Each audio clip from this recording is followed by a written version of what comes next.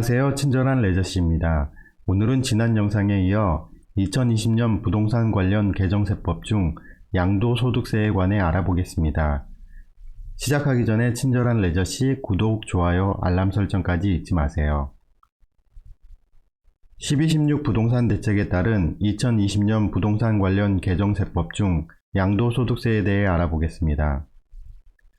내용이 많아 1, 2편으로 나누어 알아볼 건데요. 오늘은 양도소득세법 중에서 고가금융주택 비과세 부분과 장기보유 특별공제에 대해 먼저 알아보겠습니다. 먼저 고가금융주택의 1세대 1주택 비과세 시 주택과 상가를 구분하여 비과세한다는 부분입니다.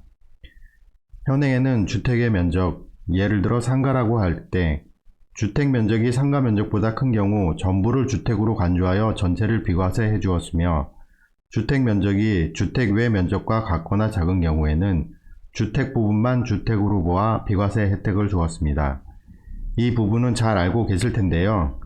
개정된 세법에서는 고가금융주택, 즉 실거래가 9억 원 초과 주택의 경우 주택과 상가를 구분하여 면적에 상관없이 주택 면적이 크더라도 상가는 과세하고 주택 부분만 1세대 1주택 비과세 및 80% 장기보유 특별공제를 적용해 주는 것으로 개정되었습니다.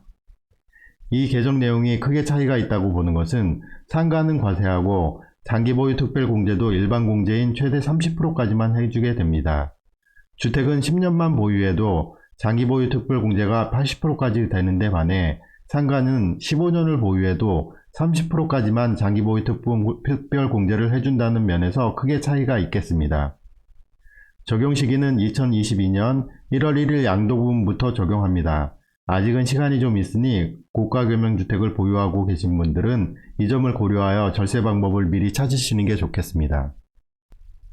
이 내용을 그림으로 다시 확인해 보도록 하겠습니다. 처음 그림은 주택과 근린생활시설 면적이 같은 경우입니다.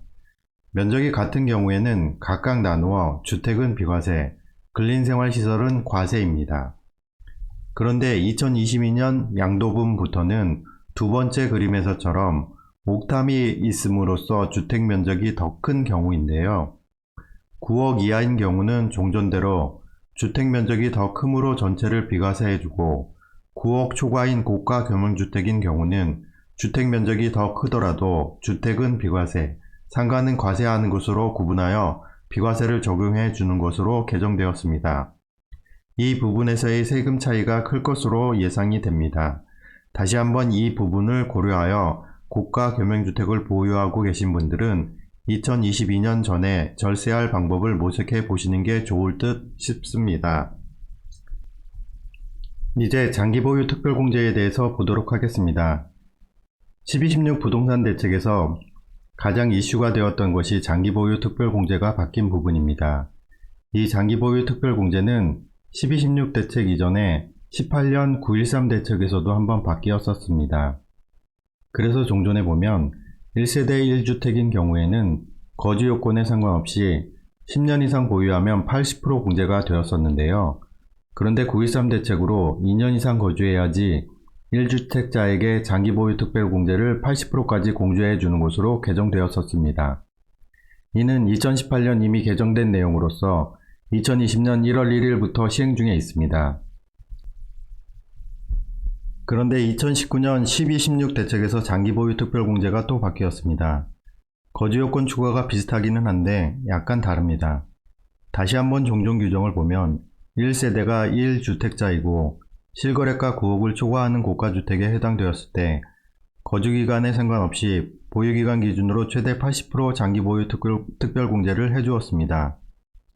그러나 전 페이지에서 보신 것처럼 913 대책으로 2020년 이후 양도분부터는 2년 이상 거주해야 80% 공제고 2년 이상 미거주 시는 일반 공제를 적용합니다.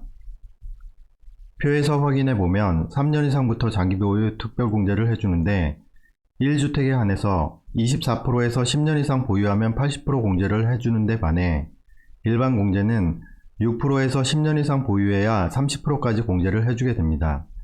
이 차이가 꽤 크게 되는데 종전에는 거주기간에는 상관없지만 2020년 이후부터는 2년 거주를 못했을 경우 10년 이상 보유해도 최대 30%까지밖에 공제가 안 되는 것입니다. 이 내용은 9.13 대책에서 이미 바뀐 내용인 것이고 이번에 12.16 대책으로 또 한 번 개정되었는데요.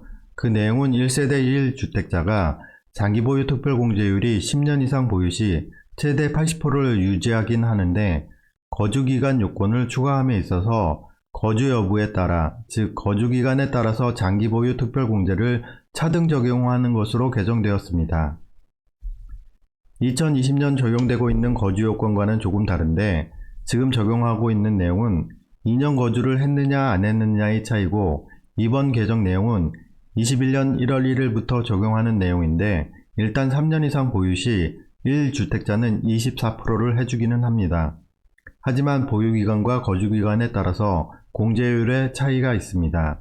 3년 이상 보유와 거주 후 매년 8%씩 증가하는데 8%를 무조건 해주는 게 아니라 보유와 거주를 동시에 해야지 8%가 되고 만일 거주는 안 했는데 보유만 했다고 하면 4%만 증가하게 되는 것입니다. 그래서 2021년부터는 보유기간뿐만 아니라 거주기간에 따라서도 장기보유 특별공제가 차등 적용된다는 것입니다. 그리고 1주택자가 아닌 다주택자는 일반 공제를 적용하게 됩니다. 적용 시기는 2021년 1월 1일 양도분부터 적용됩니다. 그럼 작년에 개정되어 2020년 시행되고 있는 장기보유 특별공제와 2021년부터 시행될 장기보유 특별공제의 차이로 절세 방법이 어떻게 달라지게 되는지 알아보겠습니다. 그림에서 보시는 것 같이 2019년까지는 거주기간과 상관없이 1주택에 대한 장기보유 특별공제를 해줬습니다. 따라서 보유만 10년 하게 되면 최대 80%까지 공제를 받을 수 있었던 것입니다. 그런데 2020년부터는 2년 이상 거주를 해야지 최대 80% 공제를 해주게 됩니다. 또한 미거주시는 15년 이상 보유해야지 최대 30%를 공제를 해줍니다. 그런데 2021년부터는 2년 이상 거주가 중요한 것이 아니라 3년 이상 보유를 했을 때 거주기간에 따라서, 즉 보유기간과 거주기간이 어떻게 되느냐에 따라서 공제율이 차등하게 적용이 되는 것입니다. 여기서 예를 들어 보겠습니다. 보유는 10년을 했는데 거주는 안 한 경우 2019년은 거주기간에 상관없으므로 최대 80% 공제를 받습니다. 2020년에는 거주를 안 했으므로 일반 공제를 받게 되므로 앞에 표에서 보시는 것 같이 20% 공제를 받습니다. 그러면 2021년에는 보유는 10년은 했는데 거주를 안 한 경우에는 40%를 공제받게 됩니다. 따라서 이런 경우는 2020년보다는 2021년에 양도하는 것이 절세 방법이 되겠습니다. 이렇듯 2020년 시행되고 있는 장기보유 특별공제와 2021년 시행되는 장기보유 특별공제가 다르므로 잘 구분해서 절세 방법을 찾으시길 바라겠습니다. 오늘은 12.16 대책에 따른 2020년 부동산 관련 개정세법 중 양도소득세에서 고가경영주택 비과세 부분과 장기보유 특별공제에 대해서 알아봤습니다. 양도소득세 2편에서는 일시적 2주택 비과세와 양도소득세율 인상, 양도소득세 중과에 대해서도 알아보도록 하겠습니다. 오늘 내용이 여러분에게 유익하고 도움이 되셨다면 친절한 내저씨 구독, 좋아요, 알람 설정까지 잊지 마시고 부탁드리겠습니다. 친절한 내저씨는 또 다른 유익한 내용으로 찾아뵙겠습니다. 그럼 여러분 안녕.